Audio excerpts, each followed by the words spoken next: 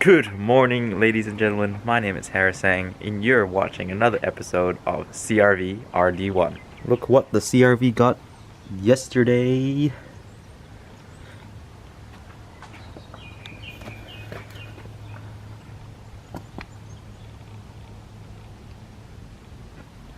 That's right, the CRV got lifted. The guys at Auto Stands kindly did that for me.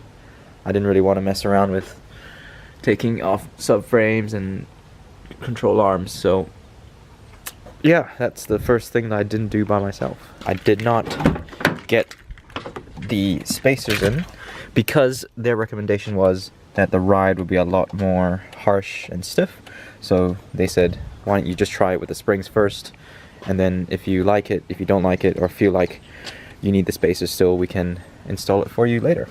So that was the plan with the spacers. And these spacers are water cut at work. It's a 4x114 with the hub diameter of 67.1. In my second episode, we looked at putting the 3D printed spacer on the front wheel because of the caliper. This is a stainless steel spacer of 5mm, and that's going to go in between the hub and the rim for the steel wheels to clear. So, but we're not going to be focusing on this today. We are going to look at the rear wheels. Yes. The past two videos I've been putting the steel wheel on the front but not the rear. This is because of that guy over here. This is a pinch weld from factory. I think it stiffens it up a little bit, and I'm not sure why they put it like that and not like around the whole thing. But anyway, if you look from the side, there's not much clearance compared to the fender here. So I believe that when you put a wider diameter, the tire will move out and start destroying itself. Basically, it's like a blade that cuts the top of the tire. So the plan for today is to remove the tire after jacking up the car. We're going to hammer that sucker in, possibly that way, towards the lower control arm back there. And that way it's flat and not cutting into the tire. The rear jack point for the car is, where's my finger? Here. Let me zoom in on that for you. Okay, so that's the subframe. That metal piece there, can you focus please, Mr. Camera? That's the one, okay. That piece there. Oh. That little bump underneath the subframe, that is what you can use to jack up the rear of the car, because for some reason the RD1, unlike the MX-5, only has like, where is it?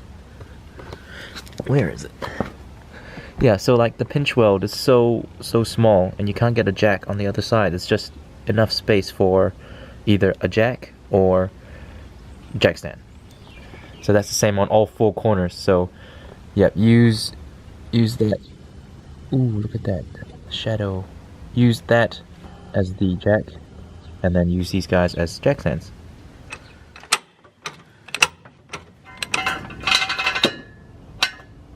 Alright, so once again, the RD is a lot higher than the MX-5, so gonna need to go up a few notches again.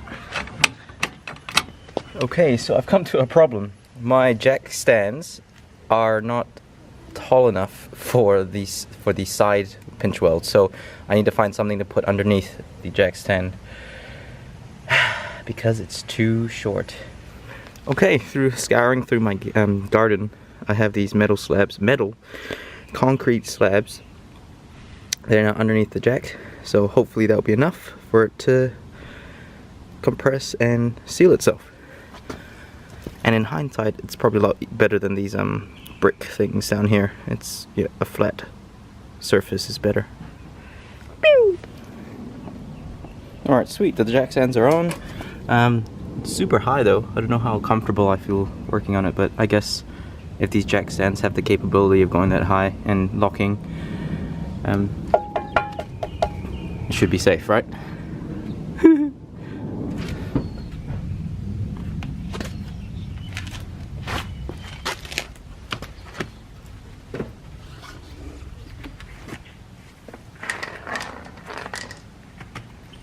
Okay, so what I'm gonna plan to do is I'm gonna try test fit these wheels to see does it really affect that pinch weld.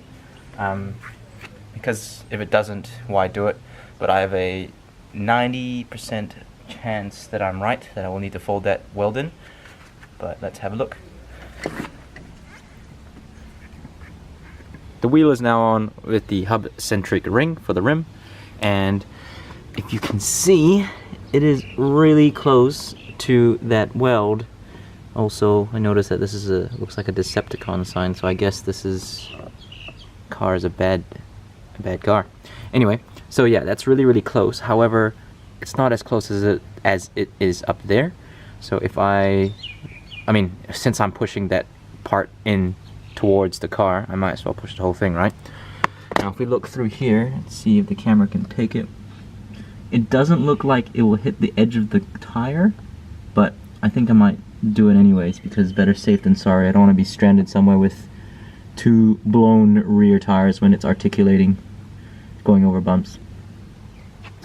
So, wheel off, and we'll see what we can do with that little piece of metal.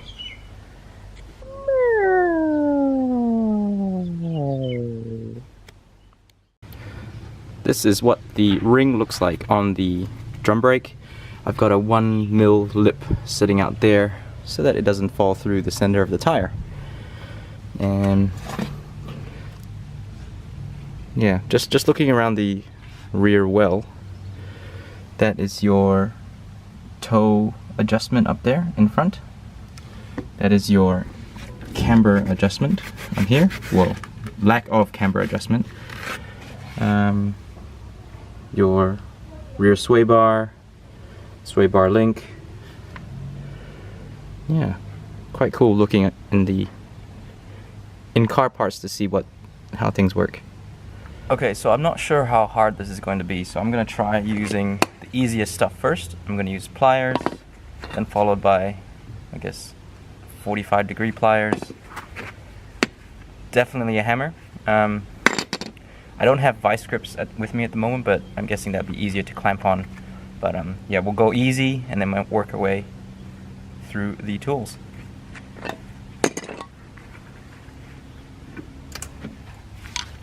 Oh, that was pretty easy. Okay, it's getting a bit harder up the top.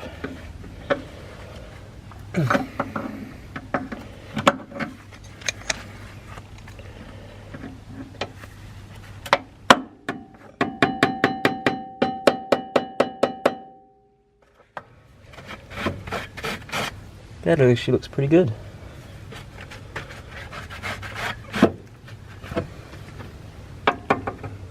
Alright, so what I'm going to do next is just spray it over with a primer and then some rust preventer, and that should stop it from rusting.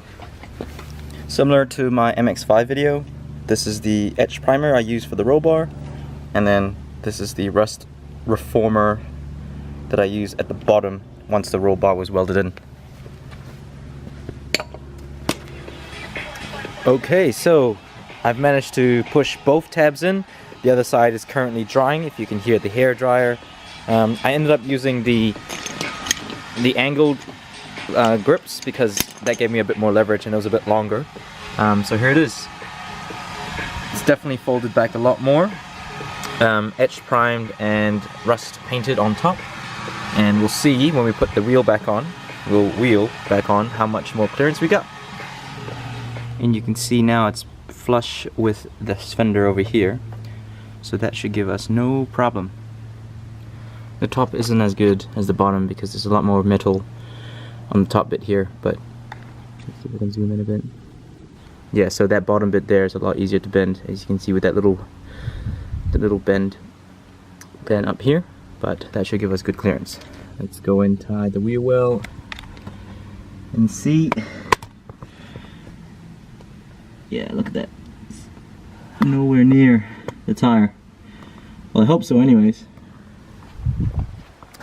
Right, now I gotta put the other wheel on. The other side. That too has been bent.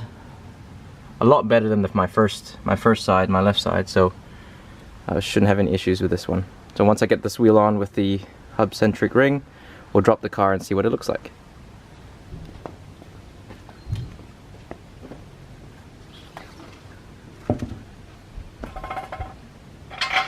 Woo! Look at that poke. Look at that. It looks like there's a bit of positive camber on it, but it's not too bad.